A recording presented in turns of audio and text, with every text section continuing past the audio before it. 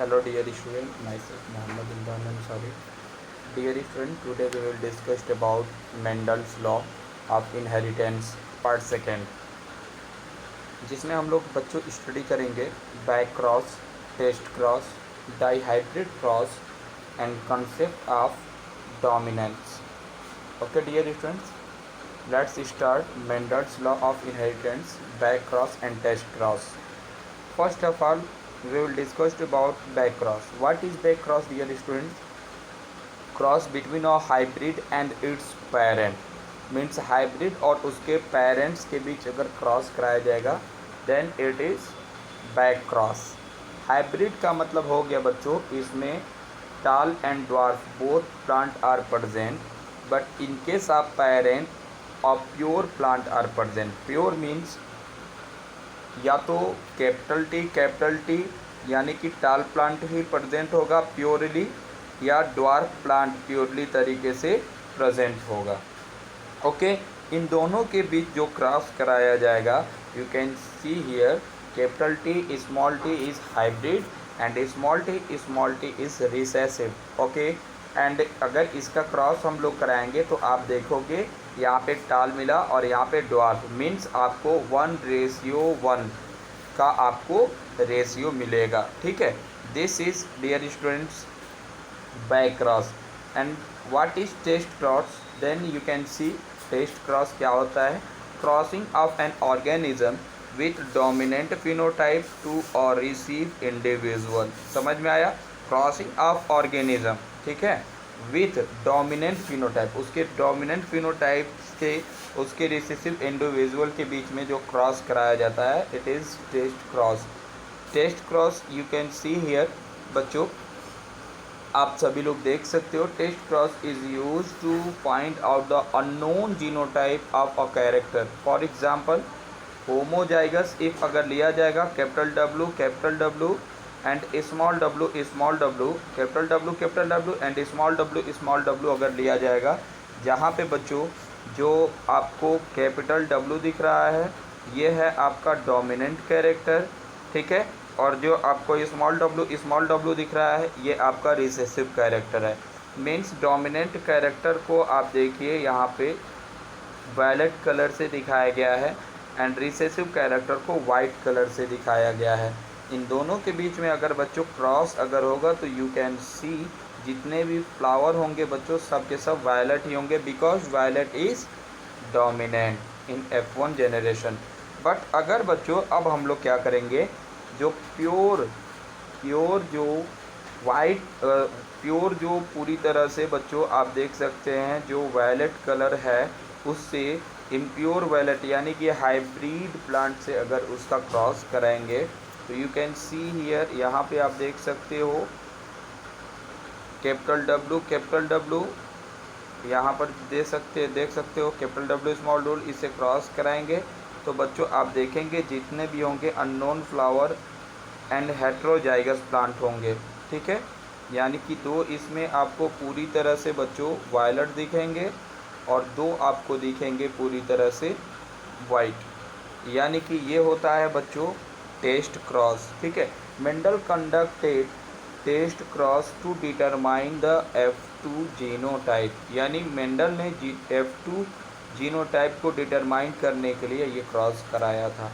Just after this बच्चों हम लोग बात करेंगे first law which is called law of dominance. बच्चों लॉ ऑफ डोमिनेंस होता क्या है, इसमें दो पौधे के बीच में क्रॉस कराया जाता है जिसमें एक होता है कैपिटल टी, एक होता है स्मॉल टी. जिसमें से कैपिटल टी जो होता है बच्चों ये होता है डोमिनेंट एंड स्मॉल टी जो होता है ये होता है रिसेसिव. इन दोनों के बीच जब क्रॉस कराया जाता है तो बच्चों F1 जेनरेशन में जो F1 जेनरेशन होता है कैपिटल टी क्योंकि ये डोमिनेंट है इसलिए ये अपना जो प्रभाव है ये दिखाना शुरू कर देगा, यानी कि ये प्लांट लाइक एज दिस इस तरह से बन जाएगा. ठीक है, तो ये डोमिनेंट है इसलिए इसको हम लोग टाल प्लांट मानेंगे. ठीक है, चलिए इसको हम लोग समझते हैं. यहाँ पर देखिए character are controlled by discrete unit called factor. समझ में आ गया?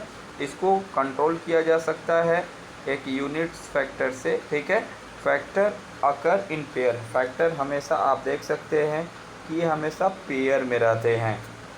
इन अ डिसिमिलर पेयर, अगर हम यहाँ पर देखेंगे ये जो डिसिमिलर पेयर दिख रहा है, a factor one member of the pair dominant, इसमें जो पहला होगा ये आपको डोमिनेंट दिखेगा और जो दूसरा होगा वो रिसेसिव दिखेगा, और आगे आने वाले जेनरेशन में जो डोमिनेंट होता है उसी का कैरेक्टर माना जाता है। ठीक है बच्चों। नेक्स्ट बच्चों हम लोग बात करेंगे लॉ ऑफ सेग्रीगेशन के बारे में, या इसी को law of purity of gametes भी कहते हैं।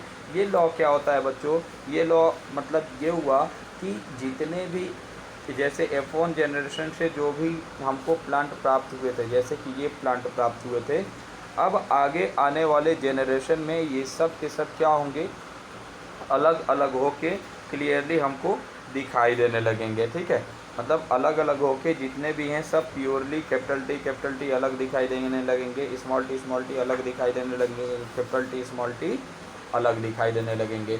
मतलब कि सारे के सारे प्लांट जो हैं पूरी तरह से सेपरेट हो जाएंगे और प्योरली तरीके से हमको दिखाई देने लगेंगे। So it is called law of purity of gametes. Okay dear students, listen here carefully. During gametes formation, the factor or alleles of the character pair present in parents segregate from each other such that a gamete receive only one of the two factor. Okay dear students, homozygous parent produce similar gametes, मतलब कि जैसे ये homozygous, अगर capital T है तो इसके पास ability है capital T ही बनाने का, और अगर मान लीजिए ये प्योर अगर ड्वार्फ है तो इसके पास भी एबिलिटी है केवल ड्वार्फ प्लांट बनाने का।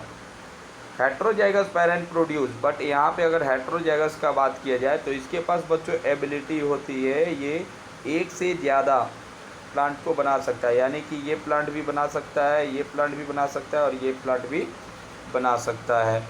ठीक है, मतलब कि मेरा कहने का ये है कि लॉ ऑफ सेग्रीगेशन में जितने भी प्लांट बनते हैं वो सब के सब सेपरेट हो जाते हैं, यानी कि सब अलग अलग हो जाते हैं और क्लियरली हमको दिखने लगते हैं। ओके डियर स्टूडेंट्स, लेट्स हम लोग बात करते हैं आगे की तरफ, चलिए हम लोग बढ़ते हैं।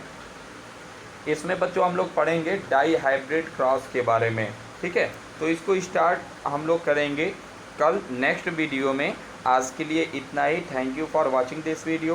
ठीक है बच्चों, आप लोग हमको बताएंगे कि लॉ ऑफ डोमिनेंस में कौन सा फिनोटाइप रेशियो होता है और कौन सा जीनोटाइप रेशियो होता है, दोनों मिला के आप लोग बताएंगे।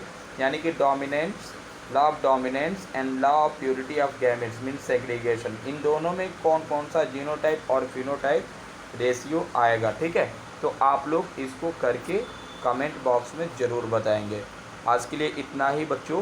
Thank you for watching this video.